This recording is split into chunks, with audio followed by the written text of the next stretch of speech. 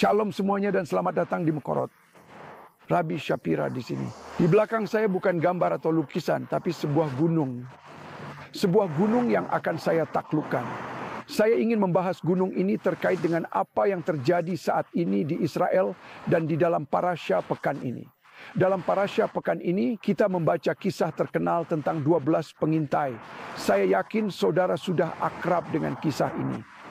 Saya ingin menyoroti sisi lain dari kisah ini yang berkaitan dengan apa yang sedang terjadi saat ini di Israel.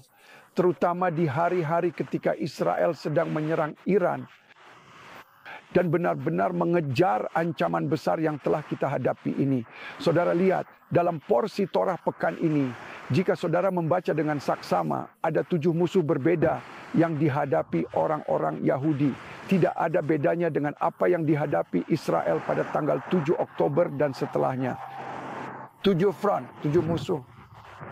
Ini adalah gambaran dari apa yang sedang terjadi hari ini di Israel.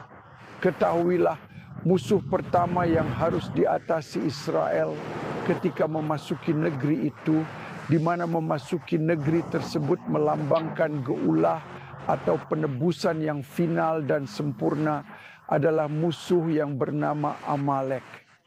Mengapa ini penting?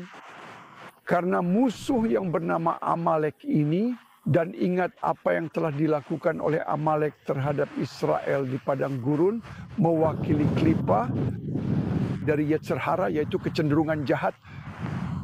Dan ketika 10 pengintai melihat Amalek dan mengetahui kisah serta siapa itu Amalek, mereka pada akhirnya memutuskan untuk memberikan laporan buruk tentang negeri itu.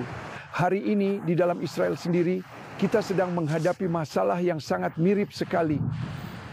Ada banyak orang saat ini, bahkan saat saudara sedang menonton porsi Torah ini, telah berkata, jangan hancurkan Iran, jangan hancurkan pemimpin tertinggi, jangan kejar mereka, berundinglah sekarang juga, hentikan tembakan. Namun Elohim berkata kepada Israel, aku ingin kamu menembus Amalek, mengalahkan Amalek.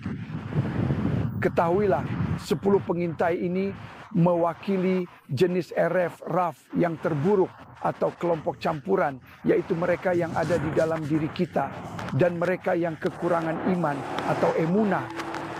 Jika saudara ingin berdoa untuk apapun bagi Israel dan secara khusus memahami apa yang sedang terjadi hari ini di Israel, kita sedang melihat kisah yang sama seperti yang terjadi di Israel saat ini, yaitu kisah 10 pengintai. Ada banyak suara hari ini yang berdiri dan berkata, sudah cukup. Kita hancurkan mereka tanpa Amerika. Kita bisa mengatasi tanpa Amerika Serikat. Ketahuilah, Elohim tidak memandang kami sebagai belalang.